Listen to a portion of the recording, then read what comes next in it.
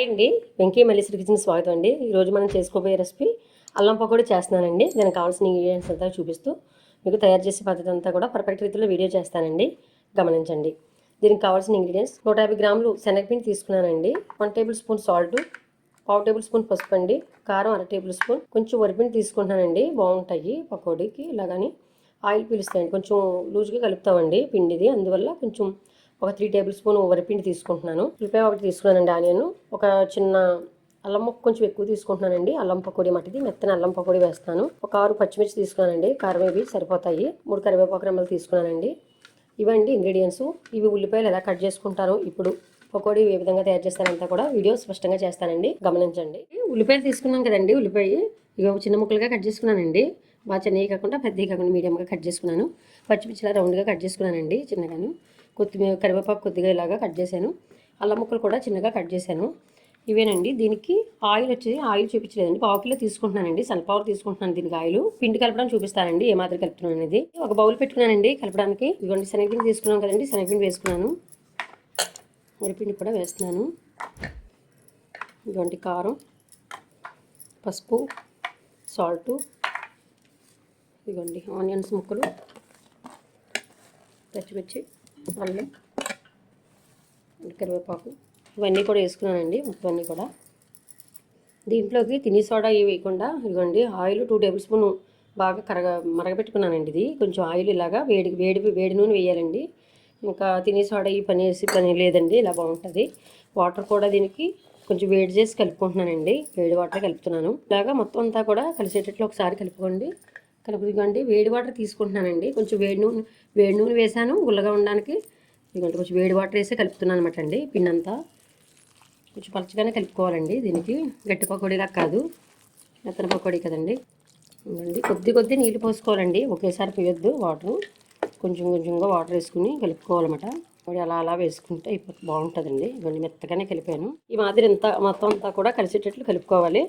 గట్టి పకోడీలా కాకుండా ఇలా లూజుగా కలపాలండి. అల్లం పకోడీ మెత్తన పకోడీ వేస్తున్నాను కదా, మనం ఇలాగ పకోడీ తీసుకుని అలా వేసుకుంటే చక్కగా ముద్దలా పడేటట్లు మాత్రమే కలుపుకోవాలి. దీన్ని ఒక 5 నిమిషాలు పక్కన పెడుతున్నానండి. ఇప్పుడు నూనె వేసుకుని చక్కగా పకోడీ ఎలా వేస్తాను అనేది చూపిస్తానండి. పకోడీ ఎలా వేస్తాను అనేది కడాయి తీసుకున్నానండి. కడాయి తీసుకున్నాను, స్టవ్ ఆన్ చేస్తున్నానండి. పెనం వీటెక్కిందండి, ఆయిల్ వేస్తున్నాను. 1/2 కేజీ మాత్రమే తీసుకున్నానండి, సరిపోతుంది. ఆయిల్ బాగా వీటెక్కినిద్దామండి. ఇదిగోండి ఆయిల్ తీసుకున్నాం కదా, వీటెక్కిందండి. ఒకసారి మళ్ళీ పిండిని కలుపుకుందామండి. ఇలాగా కలుపుకున్న పిండిని ఇదిగోండి కొద్ది చిన్న ముద్దలా వేసుకుందామండి.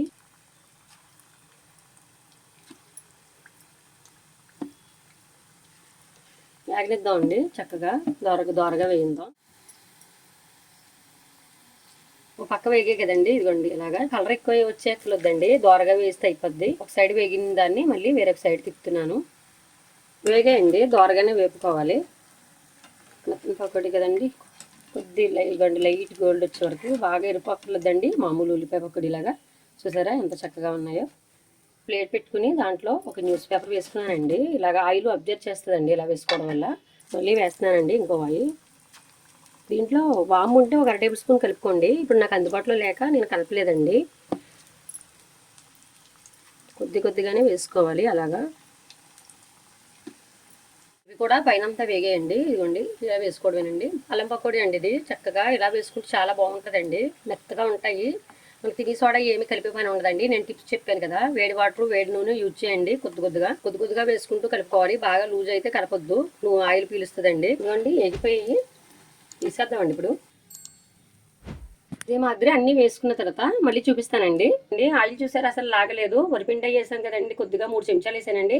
150 గ్రాముల శనగపిండికి ఎక్కువ కలిపేకండి. అలాగని వరిపిండి వేస్తేనే కొద్దిగా ఆయిల్ లాక్కుండా ఉంటుందండి, అందువల్ల కొద్దిగా 3 చెంచాలు మాత్రమే కలిపాను. ఇదంటే ఇప్పుడు సర్వ్ చేసి చూపిస్తానండి. చూసారు కదా ఫ్రెండ్స్, ఏ విధంగా తయారు చేశాను మెత్తని పకోడీ అండి. ఒకటి చూద్దామండి. ఇదిగోండి పకోడీ ఉంది కదా, చూసారా ఎంత మెత్తగా ఉందో.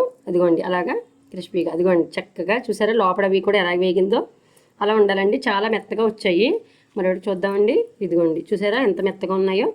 ఇదిగోండి అలాగా ఇక్కడ చూసారా లోపలవి కూడా పచ్చి ఏమీ లేకుండా చక్కగా ఉడికాయండి. చక్కగా రెసిపీ అంతా కూడా అబ్జర్వ్ చేసి మనం ఇంగ్రీడియంట్స్ అన్ని కూడా ఏం చెప్తున్నామో ఈ వీడియోని చూసి లైక్ చేసి షేర్ చేసి సబ్స్క్రైబ్ చేసి మన ఛానల్ ని సపోర్ట్ చేయండి ఫ్రెండ్స్. మరిన్ని వీడియోలతో కలుద్దామండి. Bye friends.